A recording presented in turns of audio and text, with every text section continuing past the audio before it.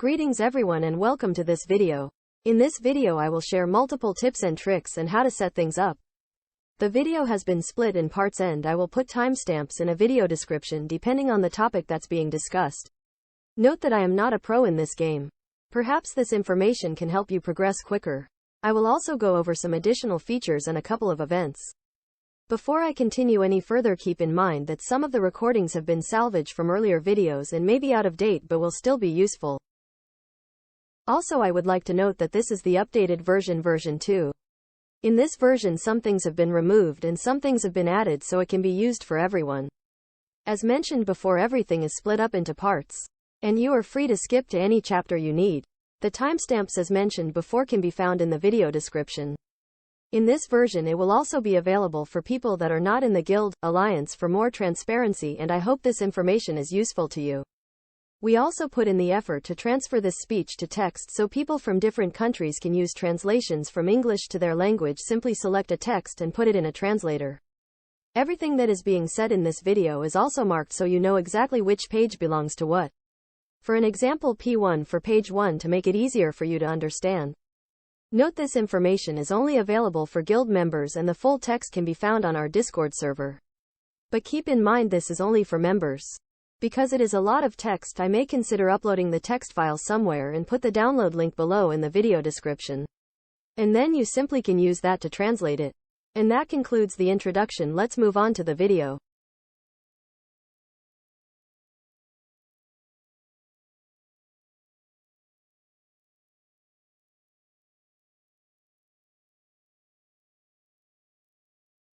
How to set up this event.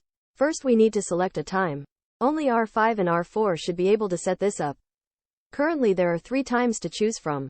In all honesty, in my opinion, all of these times are kind of crap. Currently we have the middle time selected for the following reasons. Reason 1, the amount of people that showed up. Reason 2, alliance activity. Reason 3, IRL time. Reason 4, combination with other events. Reason 5, the amount of resources and soldiers. After we selected the time and confirm the time, we need to make sure that we clear the list before we announced it that people can registrate to participate in this event. Please note members, once you registrate we expect you to be there. After the registration timer ends we can no longer make changes. So think long and hard before you registered yourself or request a fight. Set an alarm if you have to. Failed to show up a couple of times and you will no longer be allowed to join this event. And perhaps maybe some more consequences for you in store. Because you will be considered unreliable. More information about this topic later in a different chapter. Also including how the battleground works. And live list that we use to keep track of participants and see who's reliable and who isn't. All of this and more in a different chapter. Numbers and power is everything in this event. The event will last roughly 1 hour. There are 20 slots available and 10 standby slots. Only R5 and R4 will be able to make changes as long as the registration time is still available. If you have registered it that you wanted to participate, and the R4 and R5 have confirmed that you will participate.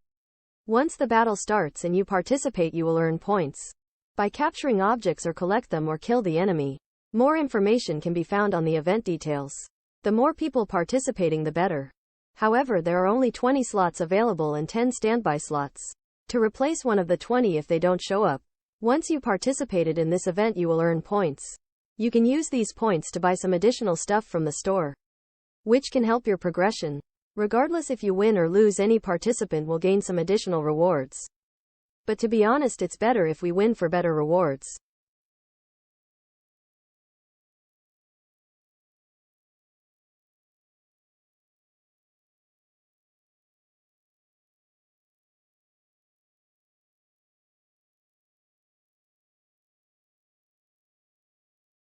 How to set up this event. First we need to select a time and the level we want. First select the level we wanted as in the first box with a drop-down menu to select the level. After selecting the level we want, go to the second box, which will be the time selection box. Note, please ignore your time zone information, which is displayed below. It will only confuse you. Therefore it can be ignored. We will always select the same time anyway. Note, depending on the event time schedule, independent on the situation, we may decide to manually override the time. Note, we cannot change the time once it has been confirmed, but we can place a marker with the scheduled time for the event to start. Note if a marker has been placed that has a higher priority over the timer of the event. More information on this later. Once the time has been selected, 1600, and we are happy with the time, press confirm. At this stage changes can no longer be made, and may need markers to overwrite as mentioned earlier. Markers with a time will always refer to in-game server time. More information about this will be covered later in a different chapter of the video.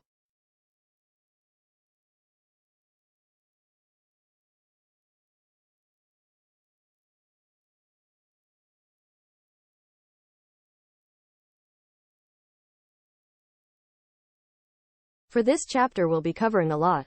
And we'll be 2 chapters in one, cannot be without the other, no worries, we will dive into more details in a new chapter. For now let's start with the explanation of the train setup and how it works. Note only R4 and R5 can set this up. Once you click on the train and should look something like this. And here's where it gets complicated. Once the conductor has been selected it can no longer be changed. Select the plus icon with the helmet to select the conductor. And a list should appear. Please be aware that I highly recommend to select only people that are online. More details on this later. Once the conductor has been selected, units should load in. Please be aware that this order can be random, which means that the loadout can be incorrect, which will also mean that it can be easier for the train to be robbed. More details on this later. Once the conductor is selected, the conductor can choose to reload the loot table. Note only the conductor can do this. Scroll down and you will see a box that says refresh. It will consume 5 tickets in order to re-roll the loot table. Once you're happy with the loot you can leave it as it is. And members can select to join the train. Keep in mind that only the conductor is guaranteed for loot. Anyone else that wants to join is going to be chosen by random, whoever is in the selected box. Anyone can join the train, but it will be a random selection who can actually get on it. Any person that's in the train cart will not be fighting. Only the conductor will be able to defend the train. The better setup and the stronger the conductor, the better. At this stage we can focus on unit setup. Which brings us to the next chapter, 4.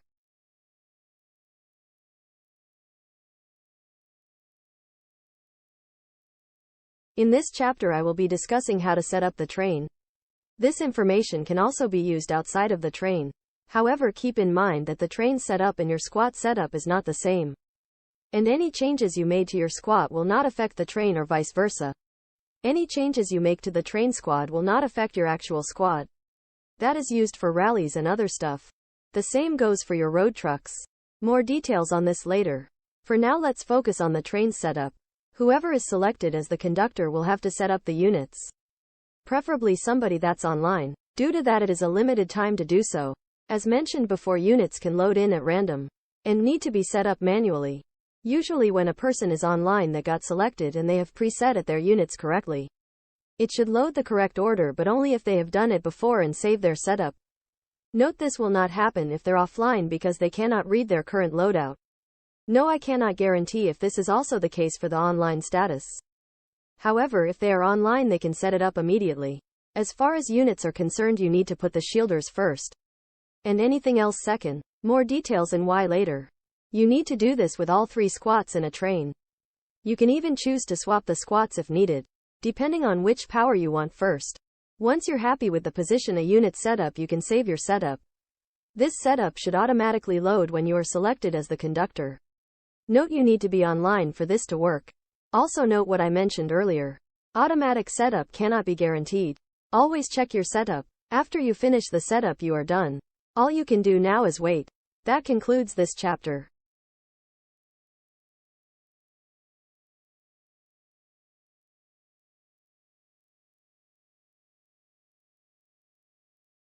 In this chapter we will be going over the heroes and their roles. And squat formation including their bonuses. We can use our knowledge from the earlier chapter from the train. And this knowledge can also be applied to the train.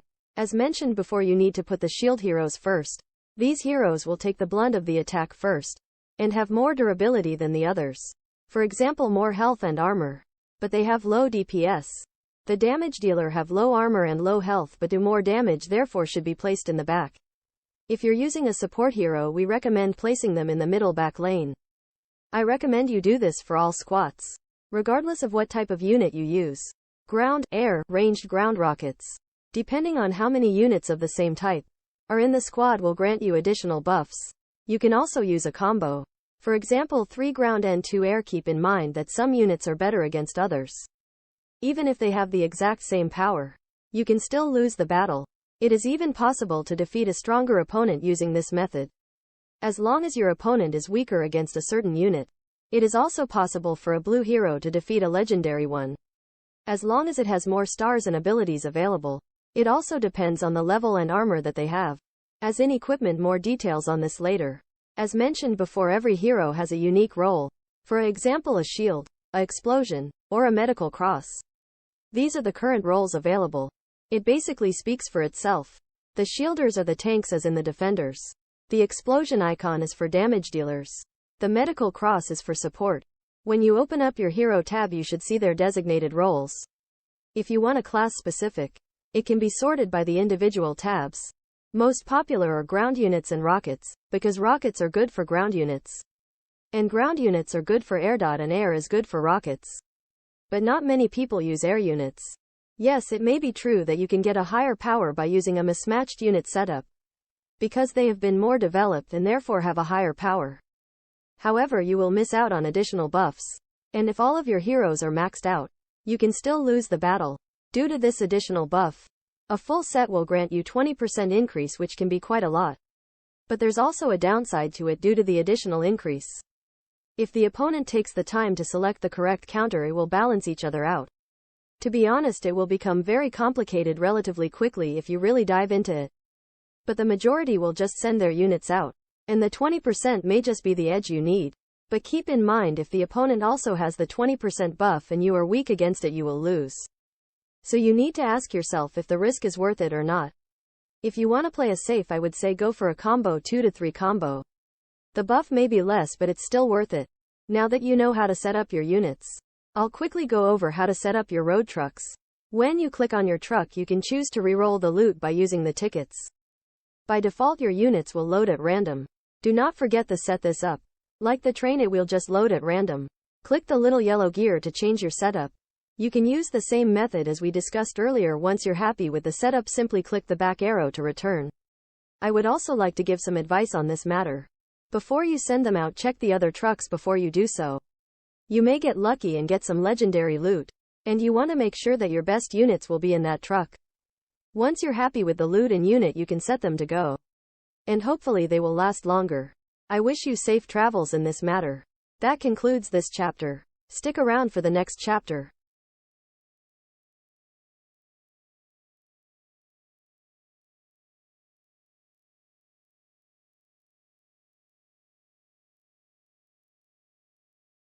In this chapter, I will be going over how to upgrade your units. I will also be going over some hero gear. Let's focus on how to upgrade your units. Go to your training units camp, also known as the tent. If you scroll to the side, if you have any units that are upgradable, they will have a green arrow. Select the unit and a green arrow box will appear.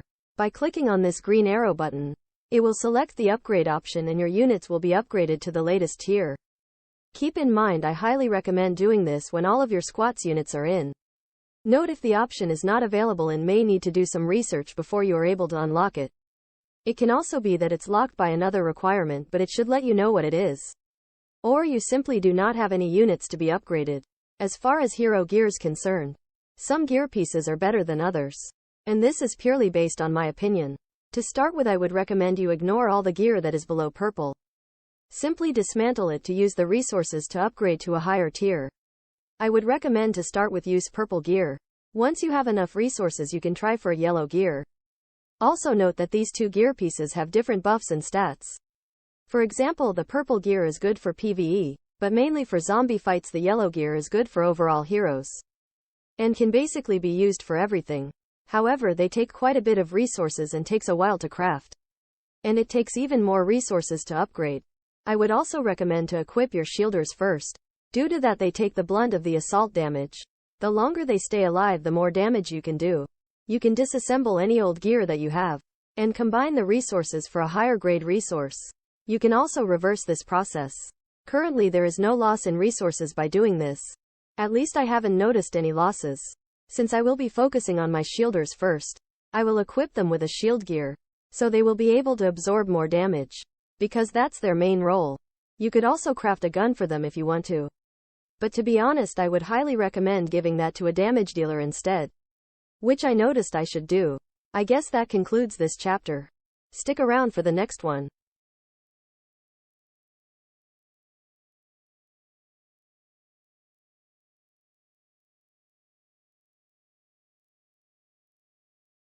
In this chapter I will be discussing the base. But before I start, I would like to remind you that I am not a pro in this game. And this is purely based on my opinion. However, you may find some of this information useful as well. And your opinion may differ from mine. So please bear with me when I'm trying my best to explain what I know. If you are past level 10, then the majority of this video is not interesting to you. However, I may mention something that you didn't know yet or haven't even considered. As a beginner, your top priority is the level up your HQ. Ignore everything else until you reach minimum base level 10. From this point, more options will become available to you. I would also not focus on soldiers at this point, because your base development has a higher priority. And besides, who have ever heard of a level 10 player base that is fully armed to the teeth? That get instantly zeroed when a player comes around. So for now, ignore soldier buildup and focus more on base development. Besides, without resources you will not be able to train either.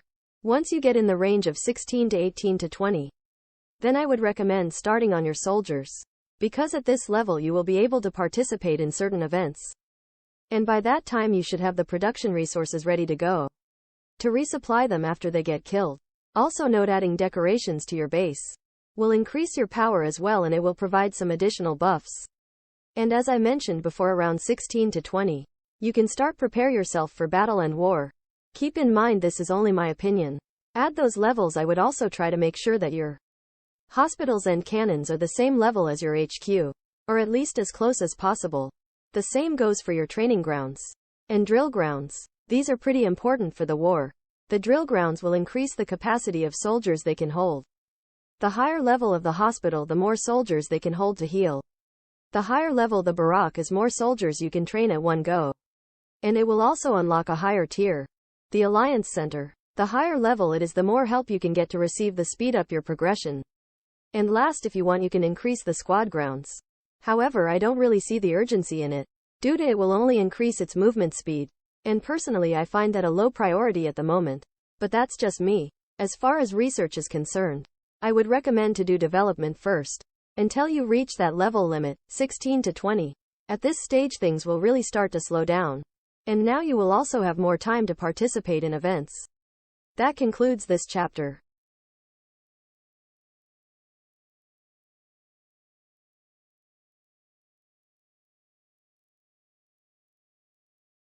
In this chapter I will be going over attack and rallies. And also some tricks to speed up the process. Let's focus first on the in-base attack. You can use the previous knowledge to set this up. Shield heroes first and second DPS. As was mentioned in previous chapters. You should know how this works. Once set up, see how far you can go. You can also use different combinations here. And try out what best works for you. Perfect training ground. Keep in mind this is only hero based. Now let's start to focus on the rallies.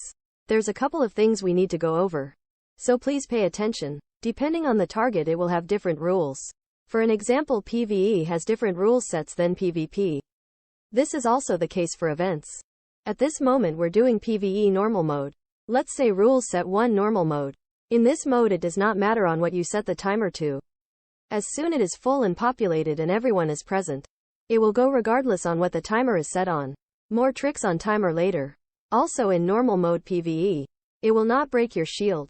Also note, regardless on what mode rallies you do, it will decrease the travel time. However, this is not the case for the return back to base. More details on travel time later.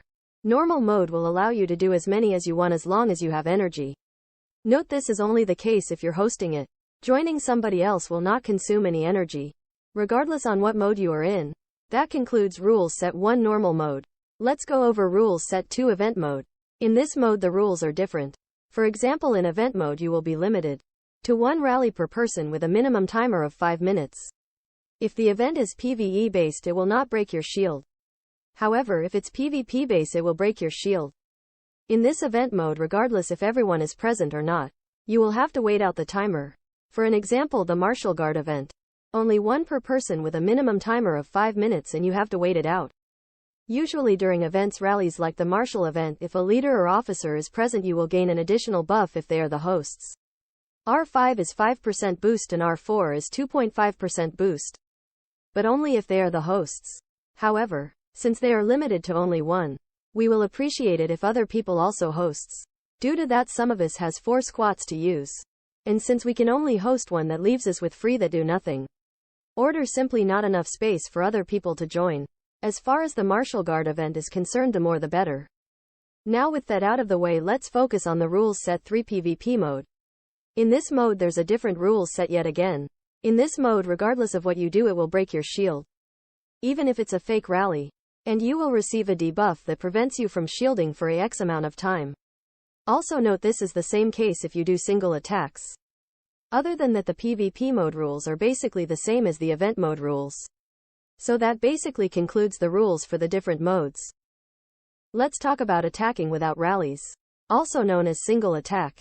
There are a couple of things you can do. But before I go into that, there are a couple of things you need to consider.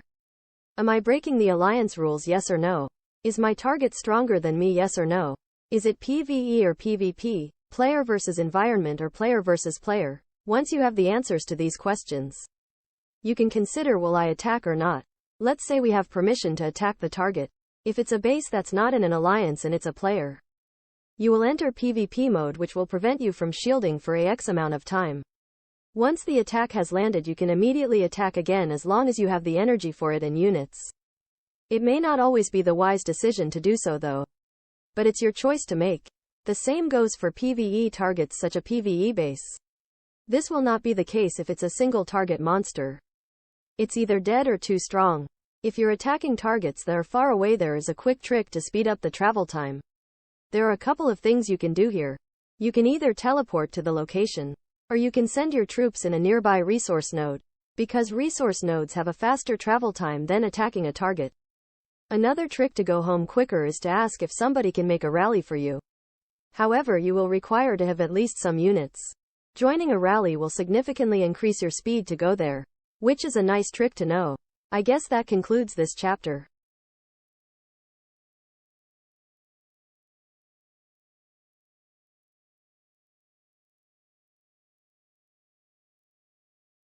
In this chapter I will be going over a lot of things. So I hope you're ready.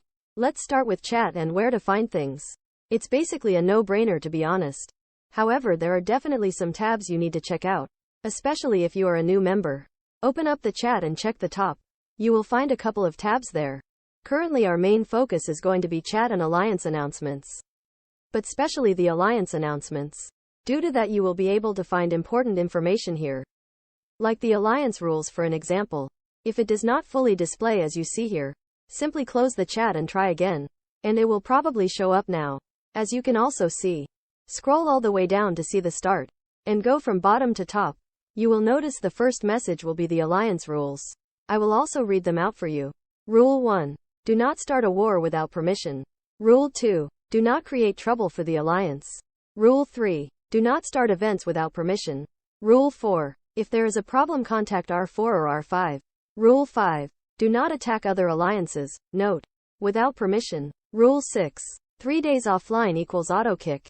Rule 7. Use common sense. Rule 8. Try to stay close to the hive. Rule 9. Treat each other with respect. Rule 10. Try to have fun. This basically concludes the rules. However, this may change in the future. You will also be able to find some additional information here as well. So please feel free to check all of them out. Let's move on to the emails. If you ever received a R5 email, please for the love of God read them. Officers will also be able to send these. Usually it contains important information, and they are kind of hard to miss. Personally, the less emails I need to send, the better. As some of you know, I am heavily dyslexic, and my speech to text doesn't always work correctly, which makes communication very challenging. So for future reference, if you need my attention, either send me a private message or join me in a voice call. More information on this later. The R5 emails are not sent out likely, at least from me. Anyway, let's move on. For some additional alliance information, for an example, who got attacked and who attacked who, can be found in the alliance report, under the alliance tab, and then click report. Note, if we see that you attack a player that's in an alliance, you have some explaining to do.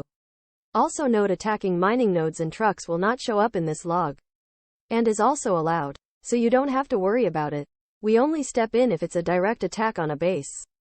However, there are exceptions, depending on the situation. Either I have given permission to do so, or one of our members has been attacked. In that case, share the report so we can do something with it. Due to that we are part of an allied group, we will have to discuss it and also contact the leader of that alliance.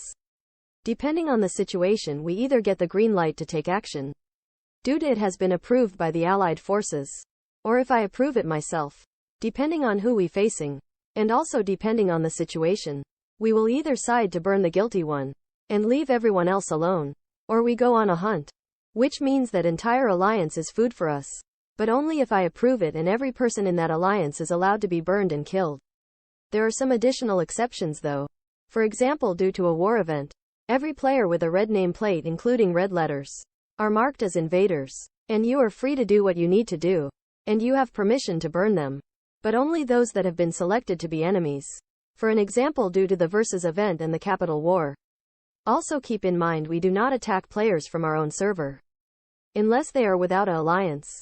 If we attack our own server alliances, it will weaken the entire server, and it will make it more difficult to defend it from invaders.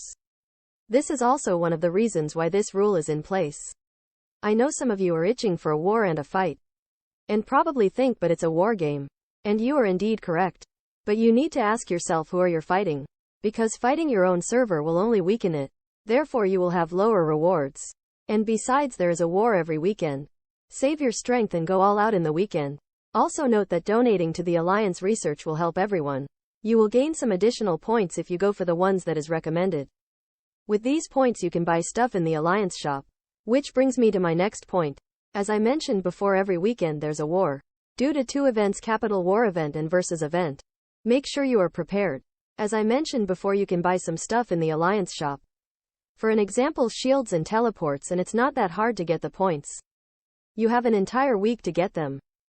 Here is basically where it comes down to. Regardless if we decide to fight in the Versus event, or not, or the Capital War, or not, if you're not going to fight, make sure you are shielded at all time during these events. If you do not shield, you will be guaranteed to be zeroed. And you're basically on your own. This is not negotiable. You have been warned, and everyone bears their own responsibility. I am not going to force you to listen, and you can roughly do what you want.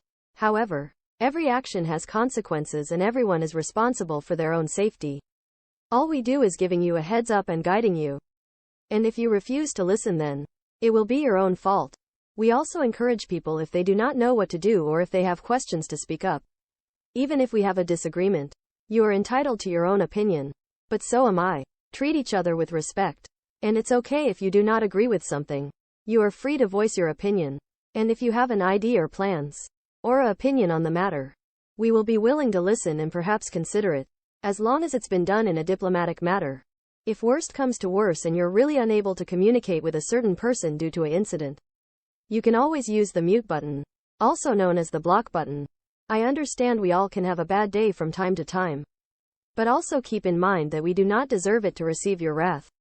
Keep that in mind before you start yelling at us. We are all here to help each other out, and we do what we can to help. Also note, respect and trust is something you need to earn, and it cannot be demanded or given. It needs to be earned regardless in how you look at it. And this goes for everyone, regardless on who you are. We all have a part to play, no matter how big or small it may be. That concludes the end of this chapter. I hope the information that has been provided was useful to you. And I hope it will help you progress in the game quicker. And also give you a better understanding on how things work. I spent a lot of time and effort creating this. However, there are still one more chapter left. Stick around to see the final chapter.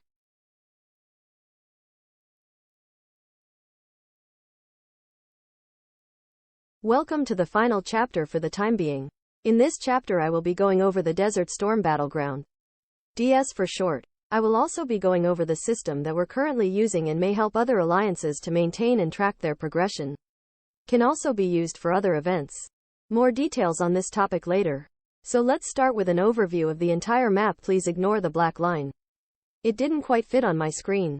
And in all honesty, I was too lazy to remove it. Just be grateful that we have a map in general. Anyway, let's move on.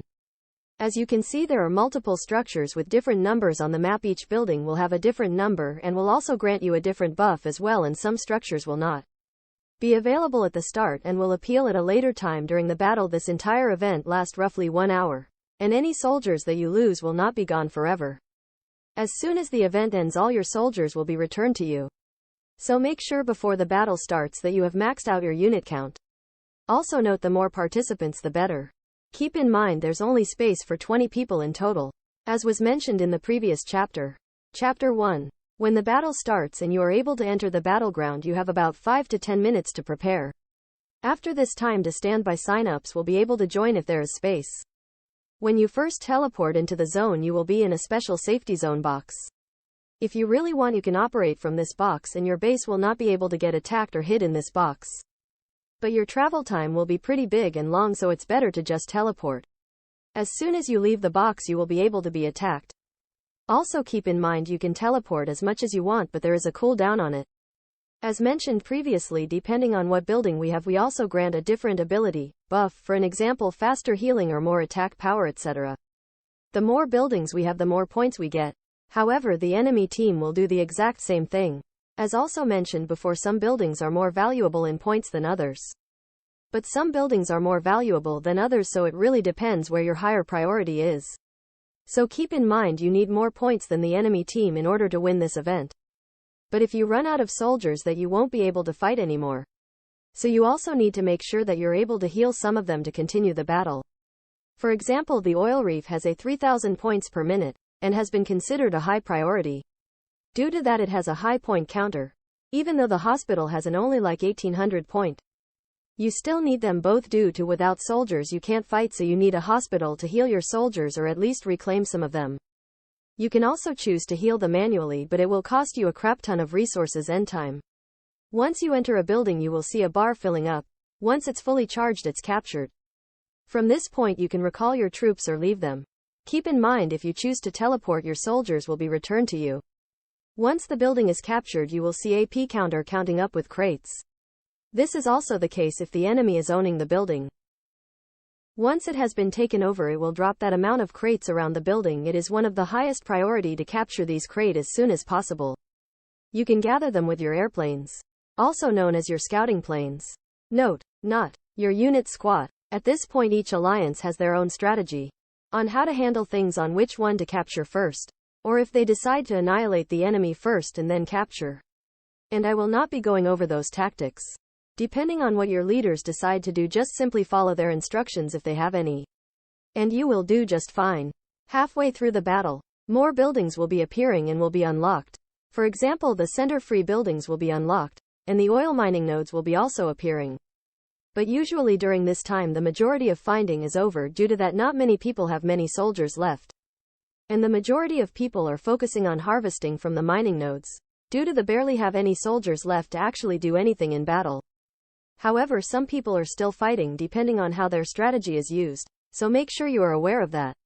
And they can still attack the mining nodes just like any other building. The mining nodes don't produce that many resources, but any little bit helps. The majority is gained from the main buildings. The more we have, the better. The enemy team will do the same thing. The more buildings they own, the more points they gain. And if they end up with more points than us, then they will win the battle. Power and participants are everything here. You literally have 3 days to sign up for this event. After that you can no longer change your mind, because it will be locked and no changes can be made. This can make or break a win for this specific event. Due to the players cannot be replaced. There are 30 slots available in total, 0.20 active slots, and 10 standby slots to replace one of the 20. If one of them falls out, however, some techniques may take advantage of this and can be considered advanced tactics to swap out players that have no more soldiers left. However, I'm not sure how it will be handled with the rewards, or if it will be considered cheating. Due to that, you technically have 30 people available, but can only have 20 active at all times. Advanced tactics. Note, do it at your own risk. If this is indeed considered cheating, it will be your own responsibility for the consequences. Do it at your own risk. Personally, I would not recommend it, but it's your choice to make. During the event, you can also decide to attack the other players. This will also grant you points. And it will also help to reduce the numbers of players that you have to deal with. Because without any soldiers left, they can't do anything. But the same thing goes for us. Therefore, I would highly recommend only attack players from your same level or lower than you. Unless you know what you're doing. But do it at your own risk. As mentioned earlier, every soldier that dies will be returned to you after the event is over. Here's a basic summary. Capture buildings. The more you have, the better. Defend your buildings.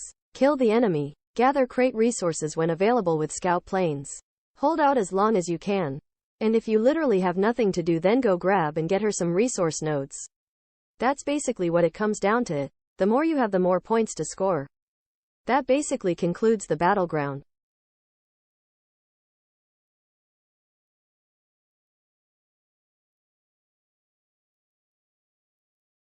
I will now go over the system that we are using.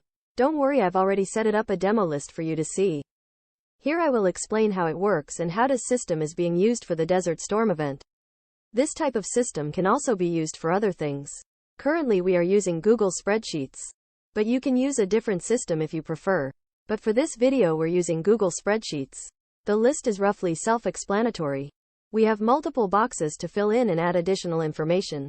For example, a section for guild members' names. A section for the role. Another box if they sign up or request a standby. Then a box for the rank and status, and the amount of no-show up. Then another box for the standby status. And then another box for the amount of time standby requested. After that we have the point system. Every time people participate to get at least 1 point. And they can earn additional points if they perform well. These points are also used to request a reset. To remove one no-show penalty or remove all of the penalties. This depends on what the leaders have decided on. Either a full reset or one penalty. The reason why we use the system is to get a better overview on who is reliable and who we can depend on. Which is also very useful for strategy planning and organizing. That's the main reason for the system. We can also decide to ban a person from participating in this event. Simply because they are unreliable and only takes up a slot. There are only 20 slots available and you need every one of them. This can also give you a better overview. Or you may decide to expand the capability of the system. For example, if people perform well, to give them an extra buff or reward. For example, assign him or her as a conductor for the train as a reward. Depending on how you choose to use it, it can have massive potential for future development. You can even use this type of system to set up rotations for certain events or other stuff. Anyway, back to the list, so let's talk about the status indicator. This indicator will show the status on how many times did not show up for the event. And behind is the number of times. We also use colors to make it more visible, easier to spot. But due to that some people are colorblind, we also use numbers to make it more clear for that specific reason. The status bar will also show what rank they have in the alliance. It will be easier to find the name if you know what rank they have. Or you may decide to promote or demote the user. As mentioned before, this system has a lot of potential. The next bar is the status indicator for the standby requests. Currently this system is set up that if you were crested standby 3 times in a row, that the 4x time you have to fight and can no longer request standby until they fight.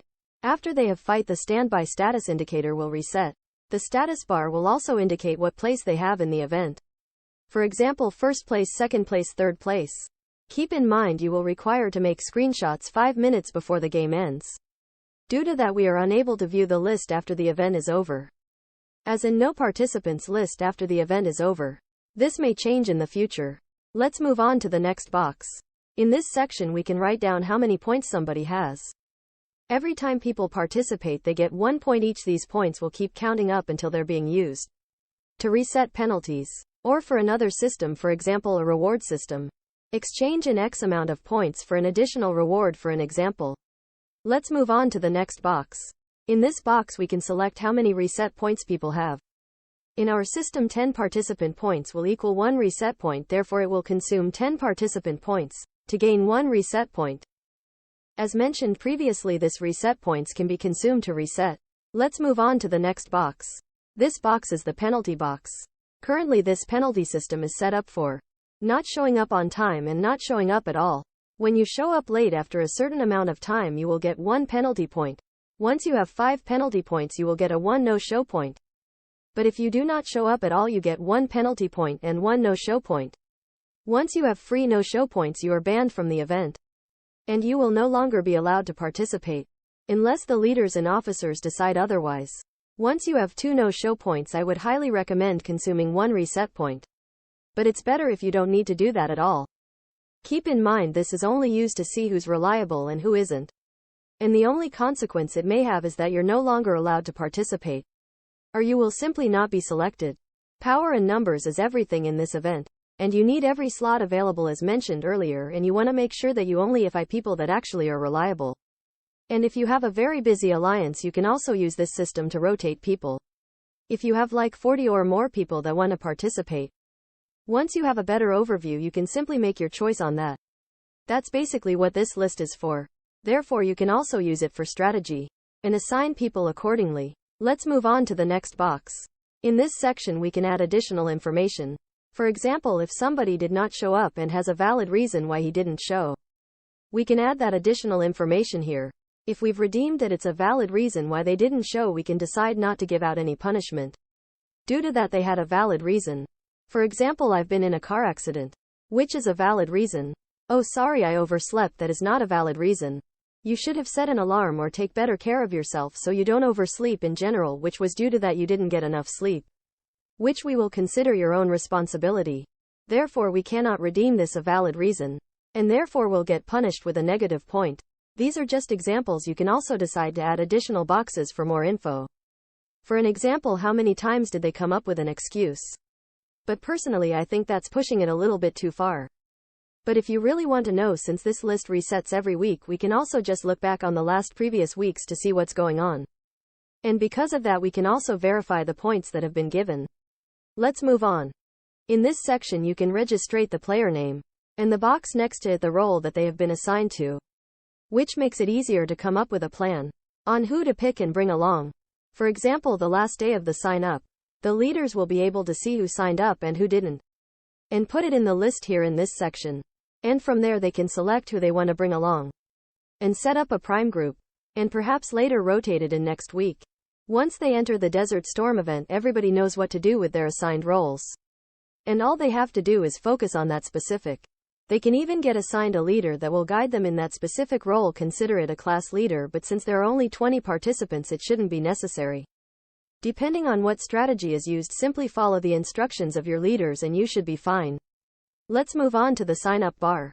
In this section, the leaders can registrate if people have signed up or requested standby when the event is on the way.